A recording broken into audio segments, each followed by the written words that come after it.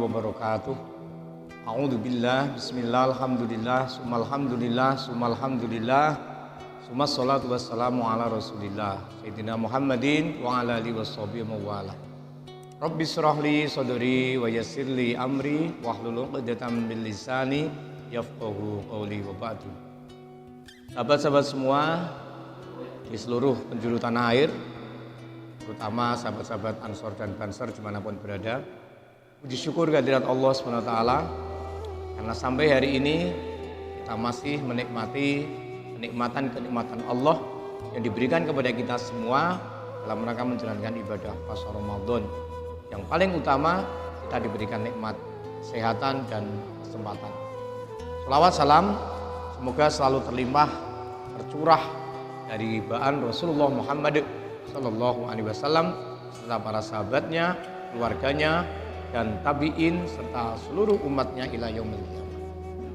Sahabat-sahabat yang dirahmati Allah SWT, dalam kesempatan ini saya akan memberikan sebuah kajian sederhana tentang konsep aswaja. Hari ini banyak orang yang masih mempertanyakan tentang Ahlussunnah wal Jamaah.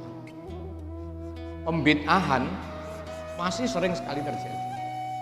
Terkadang ilustrasi bid'ah yang disampaikan oleh teman-teman yang lain dalam memahami bid'ah itu berdasarkan nafsu, tidak berdasarkan ilmu. Sahabat-sahabat semua yang dirahmati Allah, saya akan memberikan gambaran ilustrasi yang sangat sederhana. Ini ada tasbih, ini ada HP. Tasbih, HP. Orang selalu mengatakan pakai tasbih itu bid'ah. Pakai tasbih itu tidak ada tuntunannya Rasulullah. Barang seperti tasbih ini dianggap sebagai barang yang bisa menyebabkan seorang menjadi ahli bid'ah. Padahal kita tahu tasbih ini dipakai untuk berzikir, mengucapkan kalimat thayyibah. Kita baca subhanallah, baca alhamdulillah, baca sholawat pakai tasbih. Rata-rata orang pakai tasbih ini maksud dan tujuannya hanya agar dia secara kontinu berzikir. Logika sederhana. Ketika kita kemanapun pakai tasbih, maka hati kita akan terikat berzikir.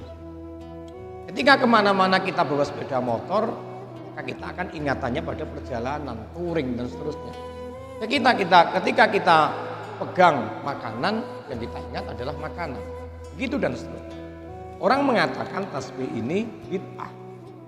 Sementara di sisi yang lain, mereka yang menyuarakan bahwa tasbih itu bid'ah, akik itu bid'ah, cincin itu bid'ah, aksesoris yang tidak syar'i itu dianggap bid'ah, mereka juga pegang HP. Anda tahu HP ini juga benda.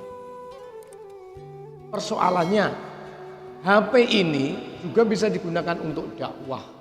Tapi HP ini juga bisa digunakan untuk penyebar hoax, fitnah, dan lain sebagainya. Zaman Rasulullah belum ada HP. Pun begitu, zaman Rasulullah belum ada tasbih. Orang belum akrab menggunakan metode dakwah dengan menggunakan tasbih. Terus persoalannya sekarang, kenapa orang mengatakan tasbih ini bid'ah, sementara HP tidak bid'ah? Padahal dua-duanya juga benda.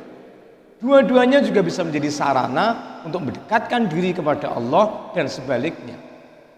Bahkan kalau kemudian kita berpikir lebih jauh, orang kalau pegang tasbih dia akan punya kekuatan yang lebih untuk berzikir. Sementara belum tentu kalau orang itu pegang HP dia berdakwah. Karena HP ini bisa dipakai untuk aneka macam. Dia bisa berdagang lewat HP melalui online shop, dia bisa menyebar status baik itu yang baik atau yang buruk lewat HP. Paradigma ini harus kita luruskan. Bahwa memahami bid'ah itu adalah bukan semua yang tidak dilakukan oleh Rasulullah. Karena di zaman Rasulullah ada yang dilakukan oleh sahabat tidak pernah dilakukan oleh Rasulullah, tapi Rasulullah menyetujuinya. Yang masyhur dan sering kita dengarkan adalah kisahnya sahabat Bilal bin Rabah. Suatu hari Rasulullah memanggil sahabat Bilal. Wahai Bilal, Rasulullah kemudian bertanya, kamu punya amalan istimewa apa Bilal? Sehingga saya pernah mendengar bunyi terompahmu sudah berada di surga.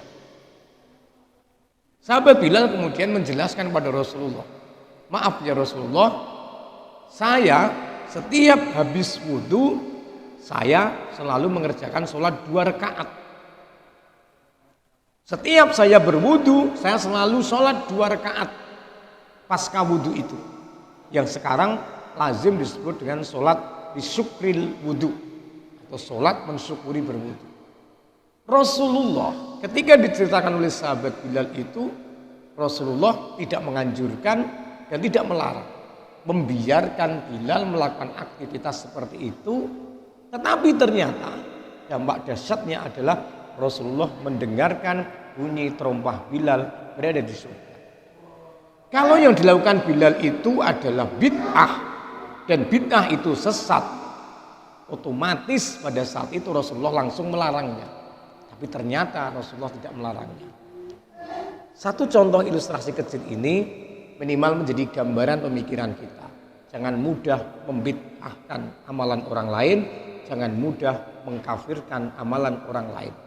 Karena beragama itu harus dengan kelapangan, beragama itu dengan akhlakul karimah, beragama itu dengan lisan yang mampu menyejukkan hati, pandangan yang bisa menyejukkan, bukan dengan cara yang membuat orang menjadi gelisah, orang menjadi salah arah.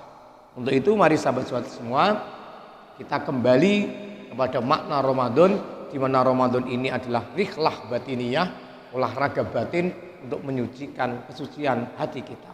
Sehingga kami berharap siapapun kita, ketika ada orang yang amaliyahnya berbeda dengan kita, apalagi itu terkait dengan furu'iyah yang khilafiyah, mari kita punya sikap tasamuh, saling menghormati, saling menghargai.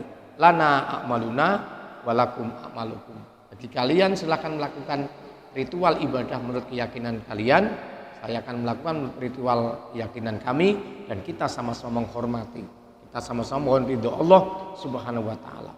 Paradigma tentang pemahaman bid'ah ini semoga menjadi gambaran, menjadi sedikit pencerahan bagi kita semua, agar kita lebih jernih dalam bersikap, lebih jernih dalam bertutur kata, sehingga Islam ini benar-benar menampakkan wajah aslinya, Islam yang rahmatal lil alamin. Demikian, semoga ada manfaatnya dan kita diberikan kekuatan dapat melalui Ramadan ini dengan lebih berkah, lebih manfaat, lebih maslahah. Wallahul muwafiq ila aqwamit thoriq wal afu minkum. Assalamualaikum warahmatullahi wabarakatuh.